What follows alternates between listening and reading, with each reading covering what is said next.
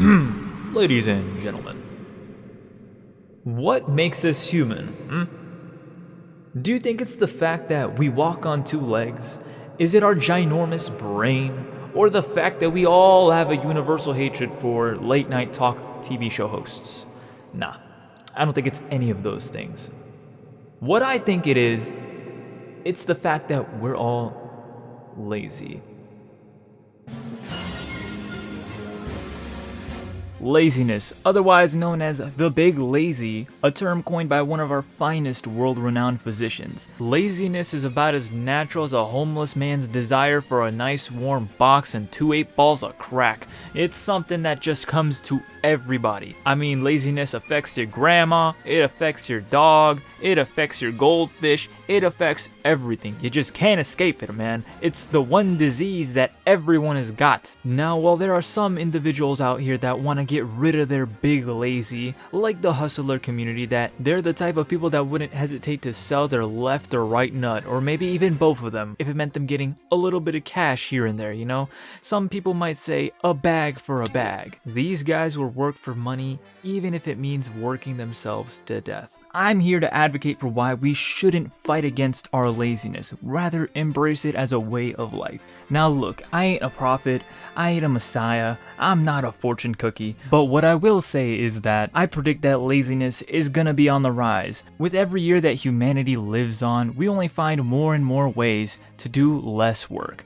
Back in the day, when you needed help for homework, you used to go on YouTube and search for that goated Indian guy that knew all the answers. Okay, so today we will be going to write a program to get a girlfriend.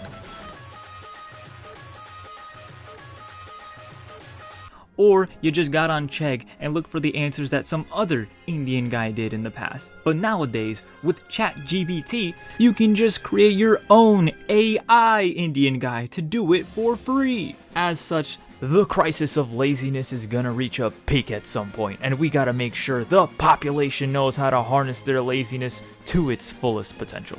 And as such, we need to show some appreciation for laziness as the art that it is. Now, I am chronically lazy. No doctor, life coach, therapist, horse steroids, people steroids would ever make me become less lazy. It's just not possible. I could be fatally wounded, on the brink of being sent to the gulag due to some insane injury that did a lot of damage to me. Alright, let's throw this hypothetical scenario out here. Let's say I got kicked in the nuts by an extremely jacked and buff donkey.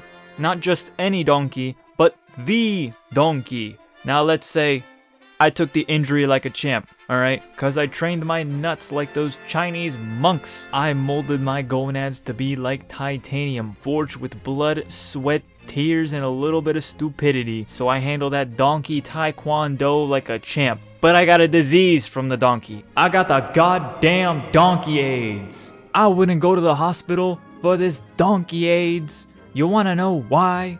Because I'm too lazy. And if my body can't handle the disease on its own, then I don't deserve to live. Now, after all that, some people might be thinking, I'm pretty lazy too, Rio, but I don't know if I'd neglect the temple that is the human body while Super Donkey AIDS 2 Remastered ravages my immune system. And to that I say, just get good. Sorry, I don't need the help of a hospital to survive. Sounds like cope to me. Now, goofy hypotheticals aside, you get my point. My laziness knows no bounds. And what I'm getting at here is that it's okay to be lazy. And there's a lot of pros to being lazy. One of those is that your life is just less stressful. Instead of working 2 jobs and a side hustle where you sell feet pics on OnlyFans, you can just not do those things and work regular hours like a regular human being. Or if you want to go with the unemployed strat, you can always just go with the living with parents playstyle for a while, where your mom brings you chicken tendies every now and then because, well, she likes having you around. Another pro about being lazy is that when you're lazy, people just expect less from you. If you're a hard worker at a job, who do you think they're calling in when they're understaffed? Who do you think the boss is bugging when you're too busy watching anime girls do dumb stuff online? You! Because you do the most. You go the extra mile for no reason.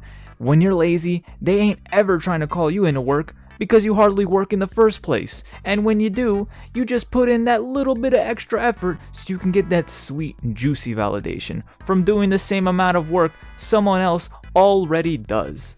And finally, one of the best things about laziness is that if you ignore problems long enough, things seem to fix themselves. Not taking care of your teeth? Don't worry about it. They're gonna fall out any day now. You got crippling debt that's becoming a detriment to your life? Don't worry about it. The IRS will send you to a rent-free place called Jiao. I hear they got really good bars of soap. Are you a professional child neglector? Hey, don't worry about it, brother. CPS will take those fiends off your hands and give them a permanent babysitter, so don't worry about it. At the end of the day, if you ignore problems long enough, things just end up working themselves out anyways. Now look, being a lazy bastard, ironically enough, isn't easy. You gotta dedicate time to the craft, if you know what I mean. You gotta look for the bestest and easiestest ways to do things. And in doing some research for this video, here are some life hacks for the lazy bastards out there. Number 1, an easy practical life hack is only use disposable plates, a staple in the apartment full of college dudes. Cleaning dishes sucks more than an OnlyFans girl sucks on a mic for 5 gifted subs. As a lazy individual, you should avoid doing dishes at all costs. Now, some people might object and say that it's bad for the environment and it contributes to the destruction of our planet or whatever, but you know what's worse than all of that? Doing dishes. Moving on. Number 2, you ever need to come up with an idea for something, but you have the IQ of a brick and can't figure out something original? Life hack, just steal it from something else.